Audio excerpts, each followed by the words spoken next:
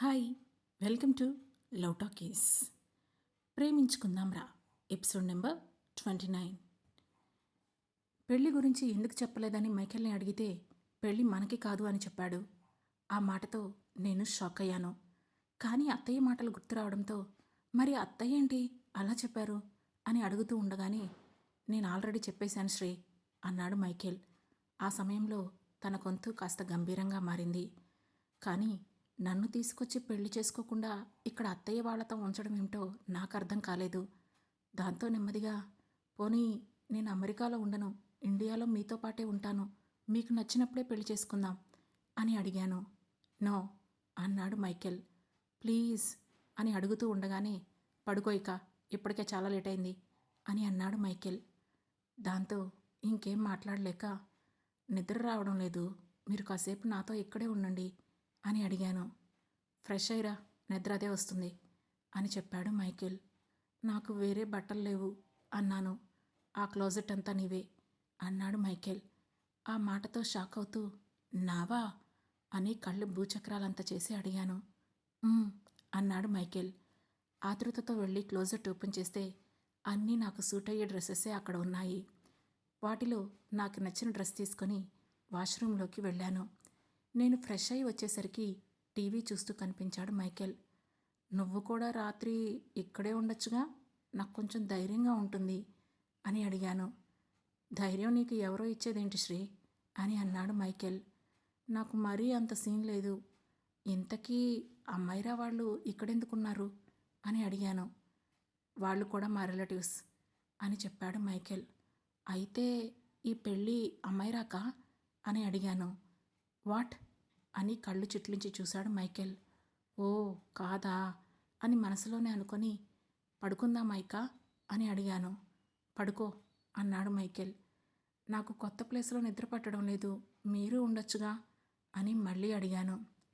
రేపటి నుండి ఉంటాను అండ్ నిద్ర కూడా పడుతుందిలే, గుడ్ నైట్ అని ముద్దు పెట్టి వెళ్ళిపోయాడు మైకేల్. ఎందుకో ఆ క్షణం ఒంటరి ఫీలింగ్ నన్ను చుట్టుముట్టేసింది. కానీ ఇప్పుడు నేను బాధపడితే నా డెసిషన్ తప్పు అని అర్థం వస్తుంది. అందుకే కామ్గా పడుకున్నాను. ఆ తర్వాత రోజు మార్నింగ్ నాకింకా నిద్రదిమ్ము వదలలేదు. కళ్ళు ఇంకా నిద్రమత్తులోనే ఉన్నాయి. కళ్ళు తెరిచే ఓపిక కూడా రావడం లేదు. ఇంతలో నన్ను వెనక నుండి బలంగా చుట్టేసి పడుకున్నాడు మైకేల్. అతను అంత దగ్గరగా వస్తే నాకు ఇంకెక్కడి నిద్ర. అదెప్పుడో యూటర్న్ తీసుకొని పక్కకు వెళ్ళిపోయింది. వెనక్కి తిరిగి మైకేల్ చెంప మీద చెయ్యేశాను. నీ నిద్ర అయిపోతే మనం స్టార్ట్ అవ్వాలి అని అన్నాడు మైకేల్. ఓ పెళ్ళికి వెళ్ళాలి కదా అని మనసులోనే అనుకొని సారీ 15 మినిట్స్లో రెడీ అయ్యి వస్తాను అంటూ పైకి లేచాను. ఆ శారీ కట్టుకో, అమ్మిచ్చింది. పక్కనే టేబుల్పై ఉన్న శారీ చూపిస్తూ చెప్పాడు మైకేల్. ఓకే అని గబగబా లేచి ఫ్రెష్ అయ్యి అత్తయ్య ఇచ్చిన శారీ కట్టుకొని బయటికి వచ్చేసరికి 3 పీస్ సూట్ వేసుకొని కోటును చేత్తో పట్టుకున్నాడు మైకేల్. ఐఎమ్ సారీ, లేట్ అయినట్లున్నాను కదా హెయిర్ క్లిప్ అడ్జస్ట్ చేసుకుంటూ అడుగుతుంటే నా తల నుండి క్లిప్ తీసి పక్కన పడేసి నాకెప్పుడు నువ్వు ఈ లూజ్ హెయిర్లోనే కనిపించాలి శ్రీ అని ఫేస్ మీద పడుతున్న హెయిర్ను వెనక్కి నడుతూ చెప్పాడు మైకేల్.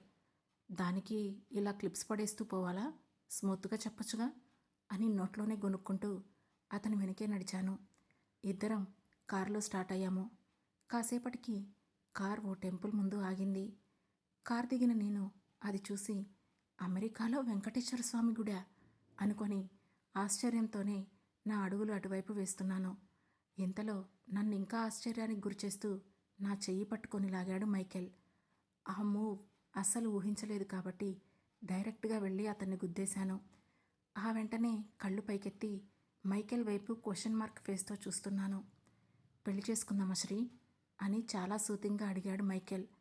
ఆ మాటతో నిజంగా అడుగుతున్నారా అని కళ్ళు పెద్దవి చేసి నేను అడుగుతుంటే నేను అడిగిన ప్రశ్నకు సమాధానం కావాలి అన్నట్లు లుక్స్ విసిరాడు మైకేల్.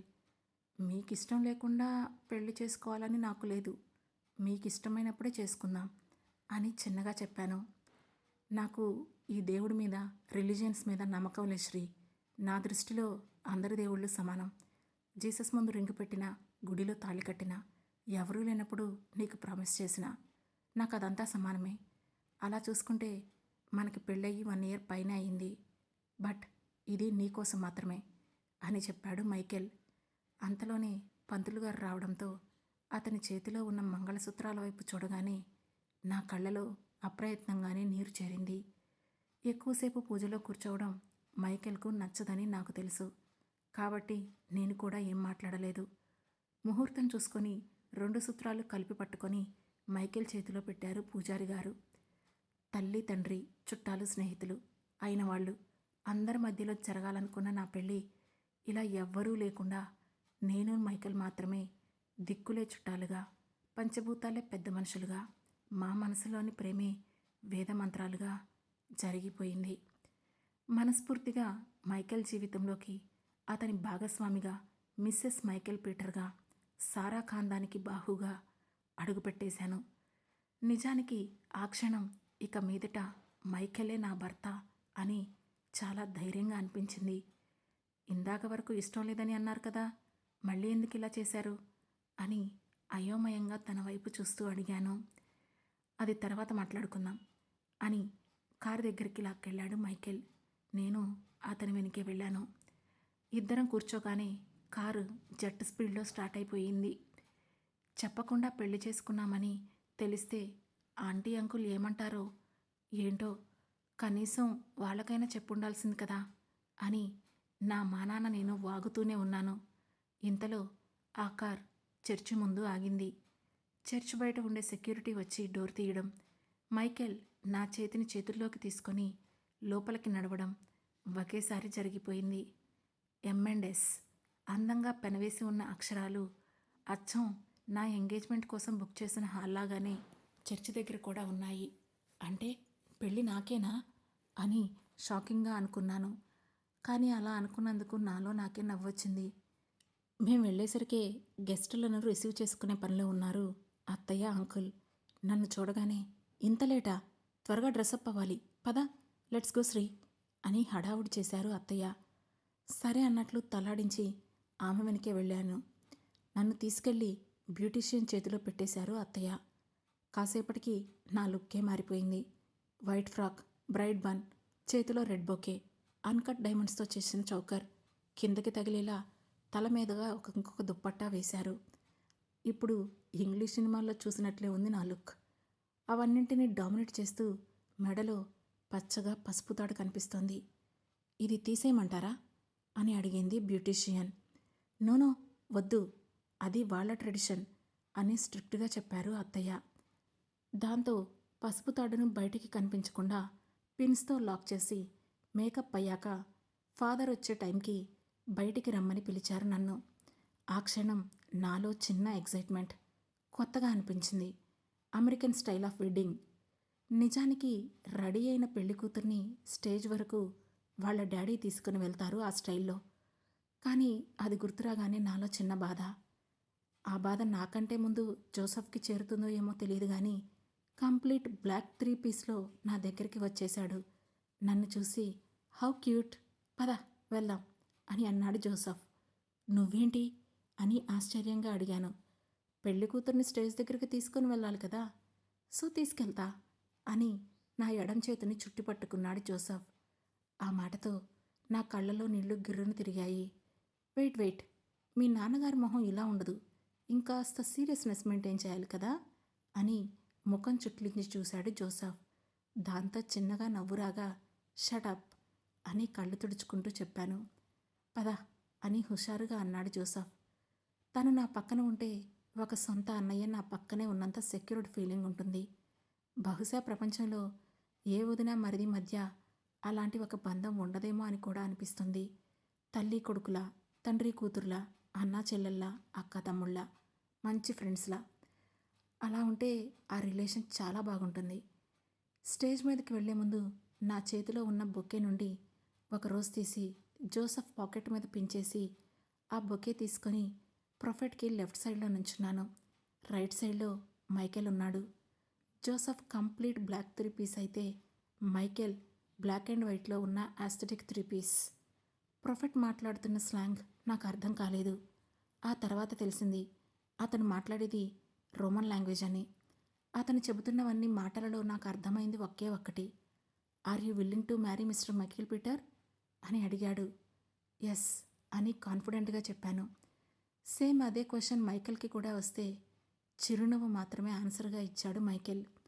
బ్రైడ్స్ మేడ్స్ అందరూ సాంగ్ పాడుతుంటే జీసస్కి ప్రే చేసిన రింగ్స్ తీసుకొచ్చి మా ముందు పెట్టారు అత్తయ్య. అక్కడి నుండి రింగ్ తీసుకొని నా ఎడం చేతిని తన చేతిలోకి తీసుకొని తొడిగి కాస్త ముందుకు వంగి పెదవుల మీద ముద్దు పెట్టాడు మైకేల్. ఆ క్షణం నా కళ్ళు మూసుకొని ఉన్నాయి కానీ నా మనసు సంతోషంలో కేరింతలు కొడుతుంది. అని వచ్చిరాని దగ్గుతూ నవ్వాడు జోసఫ్. దాంతో ఈ లోకంలోకి వచ్చి మైకేల్ చేతికి రింగు తొడిగి ఐ లవ్ యూ అని అతని కళ్ళలోకి చూస్తూ చెప్పాను. ఆ తర్వాత జీసస్కి చేయాల్సిన ప్రామిస్ చేసి స్టేజ్ మీద నుండి కిందికి రాగానే ఒక సైడ్ అంతా ట్రయాంగిల్ లాగా వరుసగా గ్లాసెస్ పేర్చి ఉన్నాయి. నా చుట్టూ చెయ్యి వేసి దగ్గరగా లాగి మైక్ తీసుకొని నా వైపు చూస్తూ I introduce you to all అని చెప్పి అందరి వైపు చూసి she my wife Mrs Srinidhi Michael. Maybe I should repeat it again my wife అని చెప్పాడు. ఆ టైంలో అతని గొంతు కాస్త గట్టిగా మారింది. తలపైకెత్తి అతని కళ్ళలోకి చూస్తున్న నాకు అతని భావం అర్థం కాలేదు కానీ నాకెందుకో ఇండైరెక్ట్గా ఆ వార్నింగ్ అమైరాకి ఇచ్చినట్లు అనిపించింది. What so special about Mrs Michael Peter అని వాళ్ళ చుట్టాలలో ఎవరో అడిగారు. వెంటనే తన పక్కనే ఉన్న నన్ను ఇంకాస్త దగ్గరికి జరుపుకొని షీఈస్ బై హర్ సెల్ఫ్, అంతకంటే ఇంకేం కావాలి అని చిన్నగా నవ్వాడు మైకేల్. ఆ తర్వాత షాంపైన్ బాటిల్ ఓపెన్ చేసి తను ఒక గ్లాస్ ఆఫ్ వైన్ తీసుకొని పక్కకి వచ్చేశాడు మైకేల్. అక్కడున్న అందరూ ఆల్మోస్ట్ డ్రింక్ చేయడం స్టార్ట్ చేసేశారు. పెళ్ళైతే తాగాలా? అదొక ఆస్పీషియస్ డే కదా అని ముఖం అదో రకంగా పెట్టుకొని అడిగాను. ఇక్కడ పద్ధతులకి నువ్వు అలవాటు పడాలి అని అన్నాడు మైకేల్. అంటే తాగాలంటున్నారా ఏంటి అని కళ్ళు పెద్దవి చేసి అడిగాను. తాగాలంటే తాగుతావా ఏంటి అని తిరిగి నాకే ప్రశ్న వేశాడు మైకేల్. తాగను అంటే ఏమంటాడోనని భయంతో అవును కాదు అన్నట్లు తలను అటు ఇటు అడ్డంగా ఊపుతుంటే another glass of wine for the lady అని పక్క నుండి వెళ్తున్న వెయిటర్తో చెప్పాడు మైకేల్. అతని వైపు చూసి వద్దు అన్నట్లు తలూపి అతనికి చెబుతుంటే నేనేం చేయలేను అన్నట్లు తలూపి తేవడానికి వెళ్ళిపోయాడు వెయిటర్. దాంతో నాకు తాగడం అలవాట్లేదు, జనరల్గా తాగను, ఇంకెప్పుడైనా చూద్దాం, ఈరోజు వద్దు ప్లీజ్ అని బ్రతిమాలుతుంటే సడన్గా మైకేల్ నా కళ్ళలోకి చూస్తూ యూ లుక్ హాట్ శ్రీ అని అన్నాడు. ఆ మాటతో సిగ్గు ముంచుకొచ్చేస్తుంటే ఇంతమంది మధ్యలో ఉన్నా మీకు అలా కనిపిస్తున్నానా అని అన్నాను. వెంటనే నా చెయ్యి పట్టుకొని ముందుకు లాగి కళ్ళు మూసుకుంటే వాళ్ళెవరూ కనిపించరు అని చెప్పాడు మైకేల్. అతనికి అంత దగ్గరగా ఉంటే ఇక మాటలెక్కడా? బట్ హీఈస్ మై మ్యాన్, నేనెందుకు భయపడాలి అని మొండి ధైర్యం నాలో చేరింది. దాంతో మైకేల్ ముఖాన్ని తదేకంగా చూసి కళ్ళు మూసుకున్నాను. నా చెంప మీద చేరిన అతని చేతి స్పర్శకి నిలువెల్లా వణుకు పుట్టింది. వెంటనే మైకేల్ నా నుదుటిని మెల్లగా ముద్దు పెట్టి యు ఆర్ మైన్ అని మనోహరంగా చెప్పాడు. ఐఎమ్ యువర్స్ అని అరిచి చెప్పాలనుకునేంత క్రేజీ థాట్స్ నాకు వచ్చాయి. కానీ సైలెంట్గా ఉన్నాను. వెడ్డింగ్ పార్టీ అయ్యాక ప్రెస్ రిలీజ్ కోసం ఫోటోషూట్ చేసి అందరం ఇంటికి బయలుదేరి వెళ్ళిపోయాం. గెస్టులందరూ వెళ్ళిపోవడంతో ఆ ఇల్లు అచ్చం మైకేల్ లాగా కామ్గా గంభీరంగా అయ్యింది. మేము వచ్చాక ఫ్రెష్ అయ్యి బయటికి వెళ్ళాడు మైకేల్. మళ్ళీ ఎలా రావాలో తెలియక రూమ్ బయటికి వెళ్దామని అనుకున్నా భయంగానే ఉంది. అంత పెద్ద ఇల్లు ఎందుకు కట్టుకుంటారో నా పీకల మీదకి అని విసుగొచ్చింది. ఎలాగోలా ధైర్యం చేసి కిందికి వచ్చాను. ఏం కావాలి మేడం అని ప్రశ్నలతో చంపేస్తున్నారు అక్కడున్న మెయిడ్స్ అందరూ. నాకంటూ తెలిస్తేనే కదా వాళ్ళకు చెప్పడానికి. ఇక తప్పక కాఫీ అని చిన్నగా చెప్పాను. ఓకే అని వెళ్ళిపోయింది మెయిడ్. టీవీ ఆన్ చేసి న్యూస్ పెట్టాను. అమెరికన్ న్యూస్ ఛానల్లో మా పెళ్లి గురించే చెబుతున్నారు. అది చూసి షాక్ అయ్యాను. హూ ఈ శ్రీనిధి వెనక పెద్ద క్వశ్చన్ వేశాడు టీవీ వాడు. నా గురించి నేనే టీవీలోను న్యూస్లో వినడం చాలా ఇంట్రెస్టింగ్గా అనిపించింది. ఏమీ తోచక టీవీ ముందు కూర్చున్నాను కానీ ఆ షో మొత్తం 1.5 సేపు సాగింది. 2 కప్పుల కాఫీలు పూర్తిగా తాగేసి షో మొత్తం చూసి తీవ్రమైన నిట్టూర్పు విడిచాను. 1.5 షోలో ఒకటే ప్రశ్న, హూ ఈ శ్రీనిధి? సారా కాంపౌండ్లోకి ఎంటర్ అయిన కొత్త వ్యక్తి ఎవరు? బిజినెస్లో కూడా బయట వాళ్ళని ఇన్వాల్వ్ చేయని సారా సామ్రాజ్యంలో భాగమైన ఈ కొత్త వ్యక్తి ఎవరు? ఎలా వచ్చింది? లవ్ మ్యారేజ్ అని అర్థమవుతుంది కానీ ఎలా? మైకెల్ తన విషయాలని అంత సీక్రెట్గా ఎందుకు దాచినట్లు? Any conspiracy behind this? Is she the next queen of Sara kingdom? అని ఇలా వరుస ప్రశ్నలతో టీవీ హోరెత్తిపోయింది. ఎన్ని కాన్స్పిరసీ థియరీలు క్రియేట్ చేస్తున్నారో. మైకేల్కి నాకు ఇలా పరిచయమని, అలా పరిచయమని, మేమిద్దరం క్లాస్మేట్స్ అని. ఓ గాడ్! అవన్నీ చూస్తుంటే నాకు నవ్వాగలేదు. ఒక జర్నలిస్ట్ మాత్రం నా మీద ఒక గెస్ వేసింది. ఇండియన్ మిడిల్ క్లాస్ ఫ్యామిలీ నుండి వచ్చింది అని. కాస్త దగ్గరగా వచ్చింది తనేనేమో మరి. ఇప్పుడు ప్రింట్ అండ్ ఎలక్ట్రానిక్ మీడియాలో హూ ఈజ్ శ్రీనిధి? $1 మిలియన్ ప్రశ్న. నిజమే, హూ ఈజ్ శ్రీనిధి? మొదటిసారిగా ఆ ప్రశ్న నాకు నేనే వేసుకున్నాను. నేనెవరు? మిస్సెస్ మైకేల్ పీటర్, అంతేనా? మేబీ ఫ్యూచర్లో మాకు పిల్లలు పుడితే వాళ్లకు తల్లిని, లేదంటే సారా కాంపౌండ్స్లో మొదటి కోడల్ని, ఇంకంతే అన్నమాట. కానీ నాకంటూ ఒక గుర్తింపు లేదా అనుకోగానే నాలో అంతర్మథనం మొదలైంది.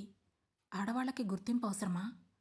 మైకేల్ లాంటి అసమానమైన వ్యక్తికి భార్య అయ్యాక కూడా ఇలాంటి ఆలోచనలేంటి శ్రీ అని నా మైండ్ ప్రశ్న వేసింది. అలా అనుకొని అతనికి భార్యగానే ఉండిపోతే కొన్ని రోజులకి నా ఉనికిని నేనే మర్చిపోతానేమో. అతనికి భార్యనే, కానీ అంతకంటే ముందు నేను ఒక మనిషినే కదా. నాలో కలలు, ఆశలు, డ్రీమ్స్ ఉండడం తప్ప పెళ్ళైనంత మాత్రాన వాటిని మరుగున పడేయాలా? వాటిని అచీవ్ చేసేందుకు నేను ముందుకెందుకు వెళ్ళకూడదు అని తిరిగి మనసు ప్రశ్నించింది. ఆ ప్రశ్నల క్షీరసాగర మథనంలో మునిగిపోయి ఏం చేస్తున్నానో మర్చిపోయాను నేను. నడుస్తూ నడుస్తూ ఏదో రూమ్ డోర్ ఓపెన్ చేసేసరికి వర్క్ చేసుకుంటున్న అంకుల్ కనిపించారు. దాంతో వెంటనే సారీ అంకుల్, సారీ అని గాబరాగా చెప్పి బయటికి వెళ్ళిపోతూ ఉంటే 1 మినిట్ శ్రీనిధి, లోపలికి రా అని పిలిచారు అంకుల్. దాంతో డోర్ ఓపెన్ చేసి టెన్షన్తో గోళ్లతో పాటు వేళ్లు కూడా తినేస్తూ నుంచున్నాను నేను. అతన్ని చూస్తూనే గుండెల్లో భయం మొదలైంది నాకు. అసలు ఈ మైకేల్ ఫ్యామిలీ మెంబర్స్ అందరూ అంత పొడుగ్గా, గంభీరంగా ఎందుకుంటారో కూడా తెలియడం లేదు. నేను వేళ్లను తినేస్తూ బిడియంగా చూస్తుంటే సిట్ హియర్ అని అతనికి ఎదురుగా ఉన్న ప్లేస్ చూపించారు.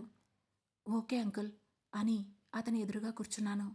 ఆ సమయంలో చచ్చిపోయేంత టెన్షన్లో ఉన్నాను నేను.